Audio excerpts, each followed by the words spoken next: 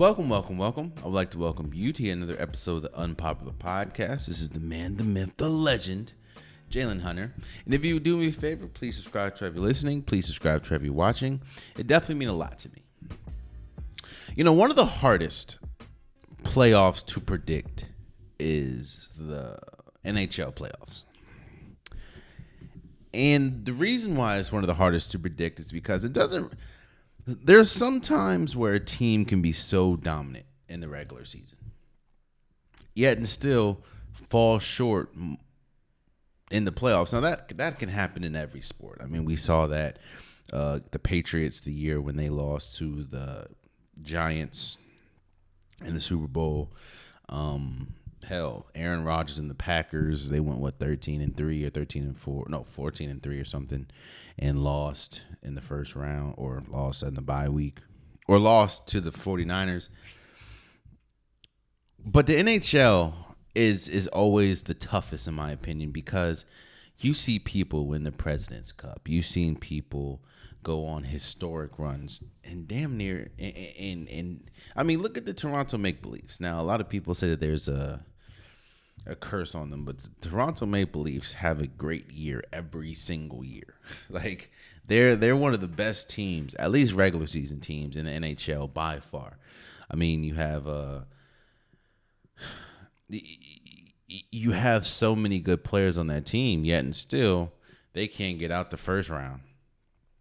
I say all that to say congratulations and shouts out to the Colorado Avalanche for winning the Stanley Cup over the Tampa Bay Lightning 4-2.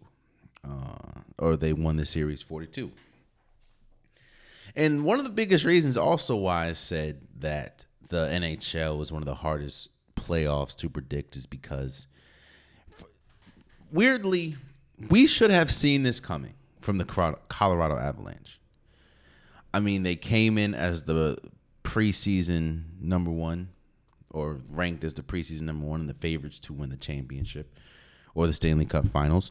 They were going crazy all year when we talk about scoring, when we talk about having one of the best goalies, having one of the best power play teams. But again, and it goes back to the original point of why it's so hard predicting the NHL playoffs, because that hasn't mattered in the playoffs a lot of times. The teams can be red hot. Look at the Cavalry. Cavalry is one of the hottest teams. Look at the Panthers. Look at the Hurricane. The Hurricane is one of the best teams by far this year, and didn't even make it. I think they lost in the second round. But then it kind of goes back to when the Capitals won back in 2018, I believe, when the Washington Capitals won. They pretty much went into the Stanley Cup or the NHL playoffs hobbled. And then they just caught fire. TJ Oshie caught fire. Alex Ovechkin caught fire. And they caught fire and won. If you would have looked at their regular season and looked at how they kind of limped to the playoffs, nobody would have thought they would have won. And this is not me discrediting the Colorado Avalanche. Do not get me wrong.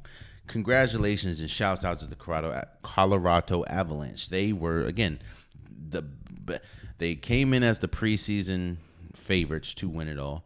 They had an incredible season, even though they didn't have the best season as far as all the teams that were in the playoffs. They did have one of the best seasons in the NHL this year, and they were completely dominant. Then I think in the entire playoffs they only lost 4 games. The entire playoffs. Now, each series is a 7-game series, and they only lost 4 games. And they were beating people at record pace. Like, they were destroying people. So, shouts out to the Colorado Avalanche, man. And it's hard for me. See, the thing, one of the biggest reasons why I picked Tampa Bay to win was I thought Tampa Bay, again, when you're on the cusp of history, that means a lot to players. That means a lot to the organization. That means a lot to the sport. Again, it goes back to when Golden State had a chance to three-peat. They tried their hardest. The only reason why, in my opinion, they didn't complete it was because they all fell apart at the end. KD got hurt. DeMarcus Cousins got hurt. Klay Thompson got hurt. Steph Curry got hurt. Draymond Green got hurt. Everyone got hurt in that playoff run. And Klay Thompson and KD and even DeMarcus Cousins in the beginning of the finals, they all were hurt in the finals. So, yes, 73-9 wins are great. And, of course, that's a regular season. Golden State made history in the regular season. But I'm almost sure 73-9 feels a lot different than a three-peat. Or a three-peat feels a lot different than 73-9. The Tampa Bay Lightning had a chance. A lot of people were discrediting their first championship because, of course, it was the bubble championship. A lot of people were kind of discrediting the second championship because it's like, well, I'm not going to say discrediting. They were putting a little more validity to that championship, but it's still, all right, well, the teams that they faced, a lot of their best players weren't healthy, which, of course, that happens in every playoff. So I just thought the Tampa Bay Lightning were very resilient. I think they were like, before this series, they were like 3-0 when it came to elimination games. So I just thought that they would get it done. But again, you can't really, at least in the NHL playoffs, you can't really. It's hard to dissect what you're seeing with your eyes because things can change. I mean, look at the Rangers and Lightning series. The Rangers were up and looked at completely dominant the first two games of that series. Then the Lightning came back and beat them 4 straight times. Like it was nobody's business. Hell, Colorado in this Stanley Cup Finals beat the Lightning 7-0. The Lightning came back, I think, the very next game and beat them 6-2. So what I'm saying, the NHL playoffs is the hardest playoffs to predict, but the Colorado Avalanche came out on top. So congratulations to you guys. And honestly, I think they have a lot of young players, man. They have a lot of young players. Valerie Ninchuskin. He's one of their. They have to re-sign him, but yeah. All I'm saying is this, man.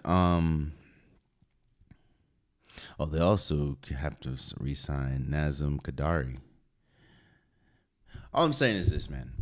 If they re-sign, I'm going to call him by his first name, Valerie, and if they re-sign Kadri, they have a lot of young players, and they have a lot of young pieces that can propel them.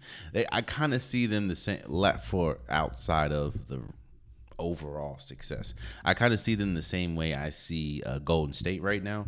Golden State has a lot of veteran pieces, and the veteran pieces are great pieces. Steph Curry, Klay Thompson, Draymond Green. But then they have a lot of young talent. They have Jordan Poole. They have Jonathan Kuminga. They have James Wiseman. They have Moses Moody. They have players Andrew Wiggins. They have players that can propel them to, once the veterans kind of slow down. They have another tier of talent that can propel them. Same thing as the Colorado Avalanche. They have a lot of young pieces, and there's a reason why most of for the last few years they've been ranked as as one of the top teams in the league. It's just this is the one year, or the first year in a while that they were able to piece it together and actually win. So congratulations to the Colorado Avalanche for winning the Stanley Cup 4-2 over the Tampa Bay Lightning. Also, congratulations to the Ole Miss Rebels for winning the College World Series. It kind of goes back to history again, man. Oklahoma. So Oklahoma had a chance. If Oklahoma would have won the World Series, which, by the way, they were ranked higher than Ole Miss. I think Ole Miss wasn't even ranked coming into this series or coming to this season, and they weren't ranked in the top 10, I believe, in this World Series. But Oklahoma was. Oklahoma had a chance to be the first team in NCAA history at least on the baseball side, to win the World Series in both men's and women's softball and baseball. So I'm thinking to myself, yo, you chasing history, my G. Go do that. No, Ole Miss said, we ain't got nothing to do with us. So congratulations to Ole Miss for winning the College World Series. They look good, man. They looked really good, and they have a lot of young talent. They also have a lot of upperclassmen. So, baseball is or college baseball is kind of the same way. I mean, you look, Tennessee has been dominant for a minute. They didn't win. You have Vanderbilt. You have a lot of good teams, and this was, I think, the first year. I don't know if it was the first year ever, so don't hold me to it. But I think this is probably the first year that Ole Miss even won. Oh no, the 7th. I think this is their 7th championship, I believe, in school history, not like in a row. So, congratulations to Ole Miss for winning the College World Series, the Men's College World Series, and also again, congratulations to Oklahoma women for winning the College World Series softball. Kyrie Irving.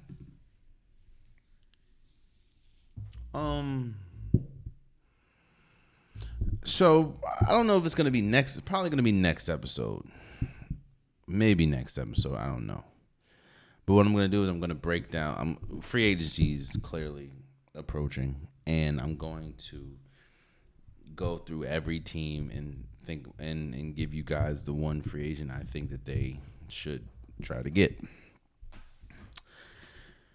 But in the meantime, Kyrie Irving, who has been in the news clearly for a while now, I talked about last episode that there's a possibility he could leave Brooklyn. And where would he go? He gave Brooklyn, I think, 6 teams. And one of the teams were the Lakers.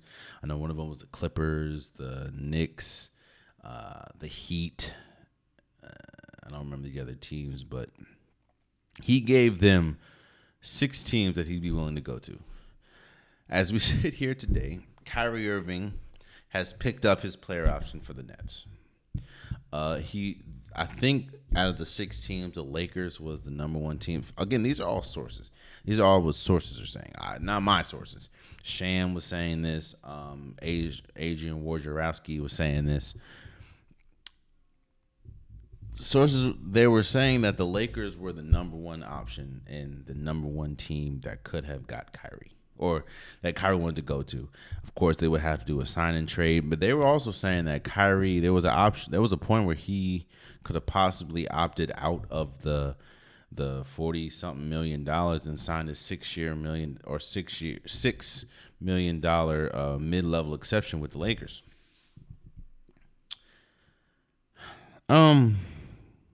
You're hearing a lot of conflicting stories about this. You're hearing that one of the biggest reasons why Kyrie signed or opted into the Nets is because nobody wanted to do a sign and trade with Kyrie. You're also hearing that one of the biggest reasons why Kyrie signed or opted in was he wanted to fulfill his 4-year contract with KD.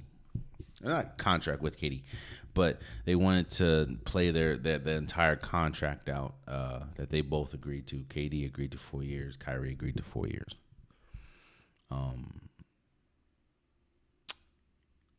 One thing that's not being talked about a lot in this whole equation is team construction.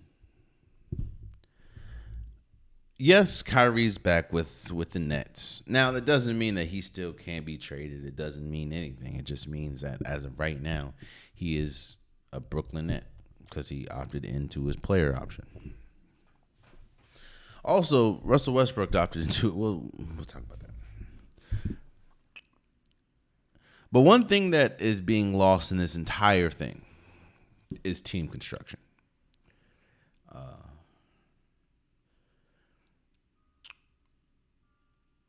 A lot of people put the problems that Brooklyn had last year on Kyrie Irving. Now, I will say, I will lament the fact that Kyrie did play a part in the team chemistry. seeing as though he only played like 29 games last year. Like it's kind of hard building chemistry, especially with your two stars. It'd be different if there was a role player that you had to build chemistry with. No, this is a star player. One of your star players, because the team has two of them that you have to build chemistry. I mean, and just look at the fluctuation this team went through just this year. I mean, you had James Harden. Now you don't have James Harden. You have Ben Simmons. Is he going to come back for the playoffs? Is he not going to come back?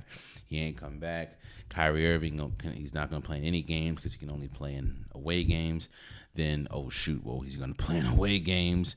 It's just a lot. It was a lot. Oh, and then they lifted the ban due to the vaccine. They lifted the ban. So now in the playoffs, you can play home games. So I will say that a lot of the chemistry problems that Brooklyn had was on Kyrie. Not all of it, but a lot of it. But a lot of the thing that's not talked about the most, in my opinion, which should be talked about, is roster construction. Look at Brooklyn's roster. Brooklyn, one of the biggest reasons why I don't have Brooklyn winning anything next year. I'm not going to say anything, but one reason why I don't consider Brooklyn, at least right now, a serious title contender, is look at their roster, bro. In fact, let me read off their centers. LaMarcus Aldridge, who is 36 years old. Andre Drummond. And Day'Ron Sharpe, who went to North Carolina. Shouts out to him. Let me read their forwards to you. Power forwards. Nick Claxton. Kevin Durant. Blake Griffin, who's 33 and on his last leg. And that's it. Now let me just read their team that I haven't read. Bruce Brown, Seth Curry, Gordon Dragic, David Duke Jr., Kessler Edwards, Joe Harris, who didn't play majority of the year last year due to injury, Kyrie Irving, Patty Mills, and Cam Thomas. Here's the problem with their team, bro. This is not a good roster. In the slightest. Yeah, you have Ben Simmons, but you don't know what you're getting out of Ben Simmons. And are you going to play Ben Simmons at the forward? Are you going to play him at the point guard? This is not a good constructed team. This team consists of two players that can create their own shot. That's it. Just two players that can create their own shot. And also, a lot of the players that they're depending on, look at the age of this team, bro. 36, 25, 23, 31, 36, 28, 33, 33, 30, 30, 33. And Blake Griffin isn't a young 33. LaMarcus Aldridge isn't a young 36. Gordon Dragic isn't a young 36. Joe Harris, due to his injury history, isn't a young 30. Patty Mills isn't a young 33. What I'm saying is this, man. Yeah, shouts out to Kyrie Irving. Kyrie Irving, he's returned to the team. Again, that doesn't leave out a trade scenario, but as of right now, he's a Brooklyn Net. But this team, and this is no disrespect. Look at this. Look at the past. Look at the past four. Look at the past four NBA champions. Toronto, Kawhi Leonard, Kyle Lowry. Now, again, a lot of that was due to Golden State breaking down, but Kyle Lowry, Kawhi Leonard, Pascal Siakam, Serge Ibaka, Danny Green was hitting big shots. That's a better team than this team. the bubble, the Lakers, LeBron, Anthony Davis, Dwight Howard, Rajon Rondo, Morris. That's a better team than this team. Don't get me started with the Bucks, Giannis, Chris Middleton, Drew Holiday, Bobby Portis, Pat Connaughton. That's a better team than this team. And let's not get, Golden State, Steph, Clay, Dre, Jordan Poole, Andrew Wiggins, Kevon Looney. If we're just talking about this team because we're not even going to talk about the other players that aren't healthy, but Jonathan Kuminga. What I'm saying is this, man. This team is poorly constructed. This team is constructed to a point where you always have to play Kevin Durant or Kyrie Irving. One of them always has to be on the court because you don't have another player that can create their own shot. Ben Simmons is not a shooter. Yeah, he's 25 and he's huge, but he's not. He doesn't create his own shot, as we clearly saw. Reason why he's not in Philly. So, yeah, shouts out to Kyrie Irving for coming back to Brooklyn.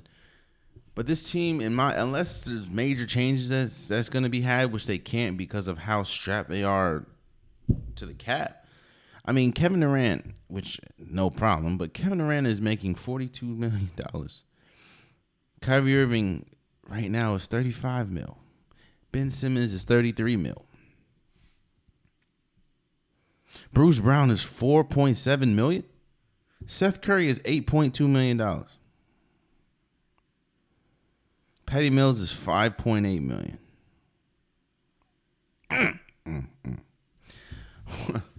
Well, damn, they got my man Kessler Edwards making $5,000. Damn, that's terrible. What I'm saying is this, man. And I'll talk about this a little more when we talk about free agency and breaking down teams and stuff. But the Kyrie saga is kind of over. I do believe that there was a strong point that Kyrie wasn't going to be there because of the money situation. And let me park there right quick. The reason why teams put stipulations in and put benchmarks, some benchmarks into contracts is because of the player. Now, most of it is just to protect the team, but it's to protect the team from the player. And what do I mean by that?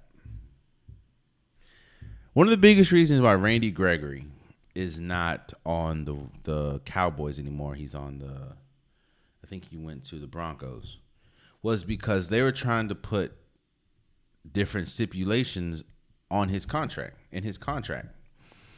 Like talking about off the field issues and if you get in trouble and if you get suspended due to, illegal substances, the amount of game that you have to play. They wouldn't have to do that if you haven't given them a track record of you may have a bunch of off the field issues, you may have a bunch of off the court issues, you may have a bunch of you're not reliable as it comes to playing on the court. So if I get Kyrie's sense, this is I'm Kyrie Irving. I won a championship, or I won a championship with Cleveland.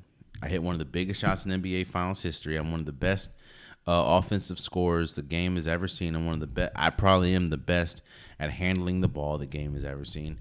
I shouldn't need stipulations. Not to mention, these last 3 seasons have been outliers instead of the norm. You had the January 6th insurrection. You had COVID. You had the season breakdown. You had the bubble. You had the vaccine mandates. So I understand Kyrie's support, but I also understand Brooklyn's support, man. There's the reason why we have to put these stipulations because you cannot be trusted. Just point blank, period. You can't be trusted. So, because of your past actions. So I understand the both sides, honestly. But going back to this team, the Brooklyn Nets roster, bro, they're not winning a championship. Now, a lot of people are saying, well, Big KD was a big toe away or a pinky toe away from getting them to the finals and winning the finals. Well, yeah. 2 years ago. Last year, and shouts out to Nick Wright, they were 16 games away. They were 16 games away from winning a championship. I don't know if anybody knows math, but you have to win 16 games to win a championship. They got swept, bro, by the better team. They got swept by the better team, right? And you know just how far they were. They got swept by Boston. Boston then goes on to have a 7-game series against Milwaukee without Chris Middleton, a 7-game series with Miami, who struggled mightily offensively, who really only had one offensive weapon, which was Jimmy Butler, and lost in the finals 4-2 to Golden State. That Boston team swept Brooklyn. And kind of like the Lakers, who was going to run it back because they kind of have no options with LeBron James, Anthony Davis, and Russell Westbrook. Brooklyn's going to try to do a whole season, but run it back with Kevin Durant, Kyrie, and now hopefully Ben Simmons. And I still don't think that's going to win you a championship, especially when I've seen, we need to see what happens with Milwaukee. We need to see what happens with Philly. We need to see what happens with Toronto. We need to see what happens with Miami.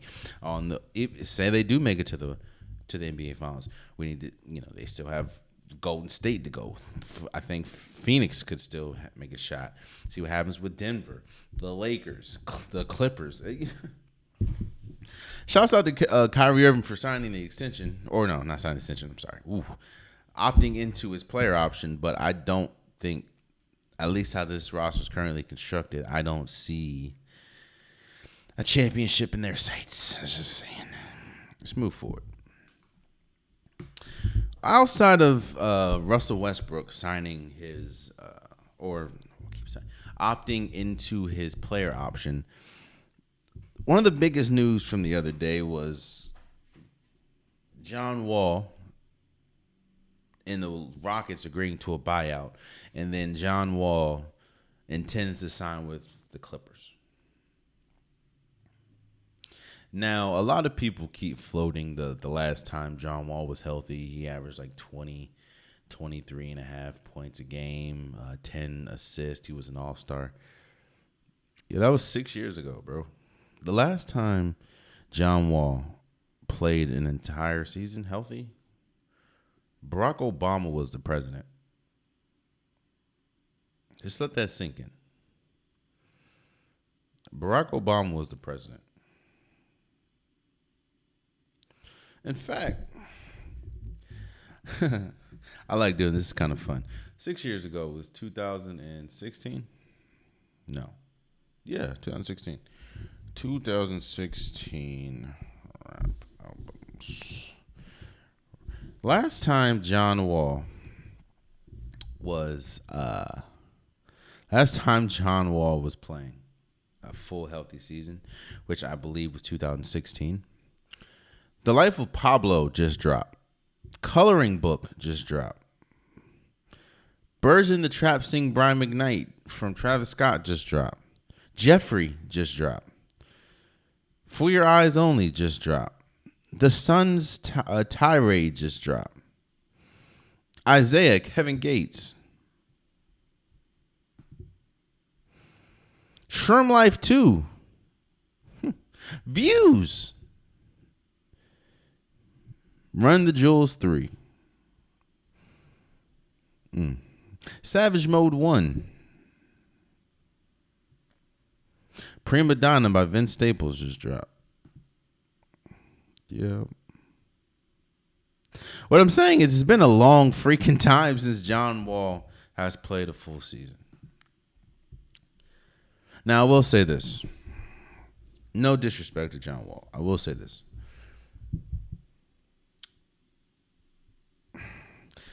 you have to be careful about how much validity you take into these off-season workouts and all these videos of players playing against people that aren't in the NBA, and they look like every player that puts out a summer highlight tape or puts out video of them working out against players. One, they never miss a shot, which I understand. You guys are NBA players. You are the top of the top. I can imagine a lot of NBA players don't miss shots in them runs. Also, though, one thing that you see is they don't really play against a lot of NBA players. They play against a lot of trainers, a lot of friends, just a lot of people that go to play pickup, which is cool. But there's a difference between playing pickup or training drills with people and playing against top tier talent.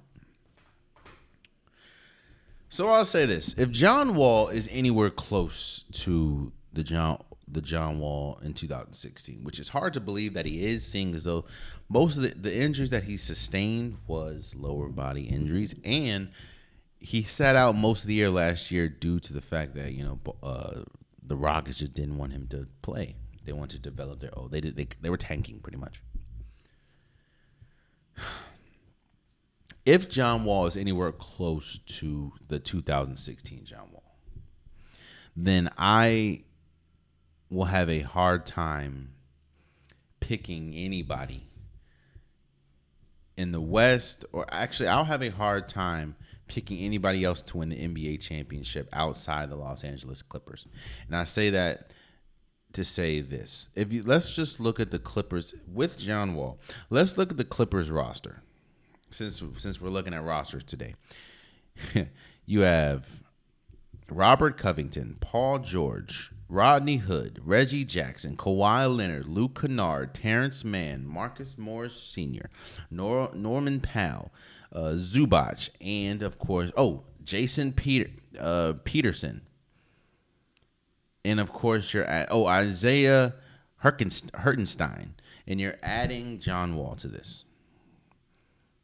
Not to mention, you still have Amir Coffey. You have Brandon Boston Jr., Nicholas Batum, who is a old 33. Reggie Jackson is a young 32. Jesus. What I'm saying is this. That is a loaded team. And then you're adding a attacking point guard that also looks to pass. That's the difference, in my opinion, between John Wall and Russell Westbrook. John Wall, he attacks looking to pass. Russell Westbrook attacks looking to score, but if he doesn't have a scoring option, then he passes. I do think a lot of it, of course, is contingent on what the John Wall that we're getting. Also contingent on the Paul George that we're getting. Also contingent on the Kawhi Leonard that we're getting. Kawhi Leonard didn't play at all last year. So if Kawhi Leonard's right, if Paul George is right, if John Wall is anywhere close to top tier John Wall, I don't expect him to be, prime Wizards John Wall. But if he can get to the John Wall that was back in 2016, or some of these highlight clip John Wall that we're seeing again, I don't. Also, John Wall has kind of affected the way that I see those summer workouts. 'Cause I don't know if people remember. But he used to have this summer video series called Summer of Serious, where he would go and he'd work out in Miami, and he'd put episodes out of him, working out intensely, this, that, and the third. Yet every single season he came into training camp out of shape. So I'm like, what the hell happened from the Summer of Serious to the beginning of training camp and you're out of shape? It's crazy to me. So, and I'm not here to bust John Wall's chops, man. I'm a big John Wall fan. Of course, I remember everything that he did for Washington, for the city, for the team. So I want the best for John Wall. I'm just being realistic. We haven't seen John Wall play a fully healthy season since 2016. And if we're getting now, John Wall did have flashes in Houston. If John Wall he did play a little bit in Houston. If he does look anywhere close to the 2016 John Wall, the Clippers are already loaded. They will be even better. And I think he'd be good enough. Like, think about that. You're now putting a starting point guard and Reggie Jackson and moving him to the bench, or you have John Wall coming off the bench. That's crazy. So, I definitely need to see what happens moving forward. So, and there you have it, man. Today's been a quick one. I have a busy day today. There you have it. Next episode, I believe it's going to be next episode. I'm going to break down what every team should do in free agency. But I appreciate you guys today. If you want a Popular Podcast shirt, hoodie, sweater, long sleeve, joggers, the link is in the description below. I have multiple different colors, multiple different designs. Go get your Unpopular Podcast merch today. Also, please subscribe to wherever you're listening. Please subscribe to wherever you're watching. It would mean a lot to me. I'm trying to get the algorithms going. I'm trying to get more people to come on and experience the Unpopular Podcast, and I can't do it without your help. So please please share, please comment, please subscribe if you haven't, and it definitely means a lot to me. And until next time, much love.